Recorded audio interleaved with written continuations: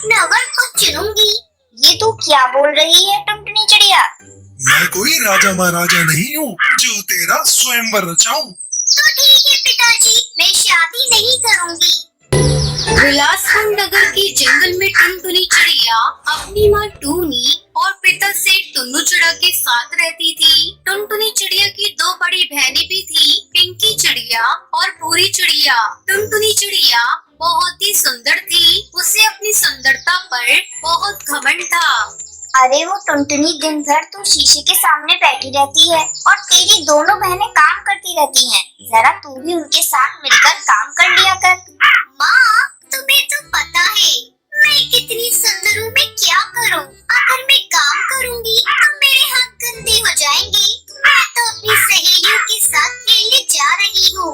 इस तरह दिन गुजरने लगते हैं। टुनटुनी और उसकी दोनों बहनें बड़ी हो जाती हैं।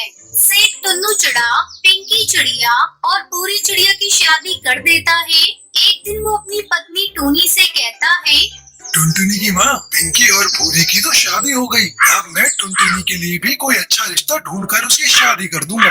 हाँ जी, बात तो आप सही कह रहे हैं। टुनटुनी भी तो बड़ी ही हो गई है। इस बात का पता जब टुनटुनी चिड़िया को चला तो वो अपने पिता से बोली, पिताजी, मैं अपना वर्ग को चुनूंगी। ये तू क्या बोल रही है टुनटुनी चिड़िया? मैं कोई राजा महाराजा नहीं हूँ जो तेरा स्वयंवर रचाऊं। तो ठीक है पिताजी, मैं शादी नहीं करूंगी। तेरी इतनी हिम्मत जो तू मुझसे इस तरह से बात करेगी? ज्यादा गुस्सा मत करो जी, बचपन से तुम इसकी जिद पूरी करते आए हो, अब इसकी ये आखिरी जिद भी पूरी कर दो। बेटिया ससुराल चली जाए और खुशी खुशी अपनी जिंदगी बिताए, इससे बढ़कर हम लोगों के लिए और क्या खुशी होगी। तुम कह रही हो तो इसलिए मैं इसकी बात मान रहा हूँ। मैं कल ही जंगल के पक्षियों को सूचना दे देता हूँ। जो कोई भी पक्षी टुनटुनी से शादी करना चाहता है वो 2 दिन बाद हमारे घर पर आने का कष्ट करे। 2 दिन बाद टुनटुनी चिड़िया से शादी करने के लिए कई पक्षी आते हैं, पर टुनटुनी सबको मना कर देती है। उसे कोई पक्षी पसंद नहीं आता। पिताजी, मुझे कोई भी पक्षी पसंद नहीं है, इसलिए मैं इनमें से किसी के साथ शादी नहीं करूंगी। ये क्या बदतमीजी है टुनटुनी? अब तुम्हारी शादी उसी से होगी जिससे मैं चाहूंगा। टुनटुनी की माँ, जल्दी यहाँ आओ। मैं इस बदतमीज की शादी उसी से करूंगा जो कल मुझे सबसे पहले दिखेगा। इसने मेरा प्यार देखा है, मेरा गुस्सा नहीं देखा है। अगले दिन सेठ टुन्नू चिड़ा को सुबह सबसे पहले एक काला कौवा दिखाई देता है। वो कौवे के पास जाता है। मान्यवर, मैं आपसे अपनी बेटी की शादी करना चाहता हूँ। फिर सेठ टुन्नू चिड़ा उस कौवे को सारी बात बताता है। काला कौवा टुनटुनी चिड़िया से शादी करने के लिए तैयार हो जाता है। इस तरह टुनटुनी की शादी कालू कौवे से हो जाती है। बेटी, हम तेरे माँ बाप हैं, हमने कभी तेरा बुरा नहीं चाहा, पर तूने कभी बात ही नहीं मानी। ये उसी का नतीजा है कि हमें तेरी शादी एक कौवे से करनी पड़ी। मेरा आशीर्वाद है, तू हमेशा खुश रहे। माँ, पिताजी ने मेरे साथ बहुत गलत किया, मैं उनसे कभी बात नहीं करूँगी। कालू बेटा, मेरी बेटी थोड़ी जिद्दी है, लेकिन धीरे धीरे ठीक हो जाएगी, तुम इसे खुश रखना। टुनटुनी चिड़िया अपने पति कालू कौवे के साथ ससुराल आ गई। बेटा, तू ये किसे ले आया है? माँ, ये तुम्हारी बहू है। आज से ये घर का सारा काम करेगी और तुम बस आराम करोगी।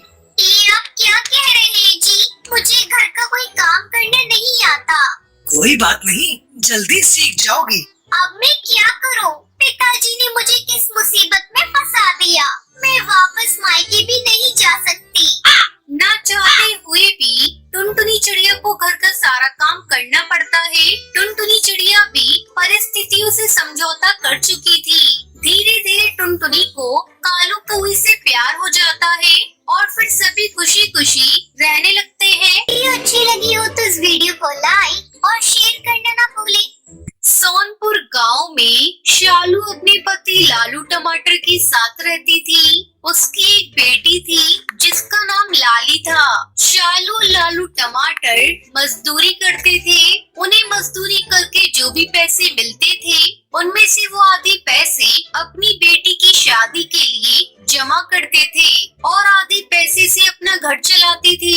समय गुजरता रहा और लाली बड़ी हो गई। एक दिन शालू अपने पति लालू टमाटर टमाटर से कहती है, देखिए जी, अपनी लाली अब बड़ी हो गई है। बिरादरी में कोई अच्छा वर्ड ढूंढना शुरू कर दो और अपने सगे संबंधियों में भी ये बात बता दो कि हम अपनी बेटी की शादी करना चाहते हैं।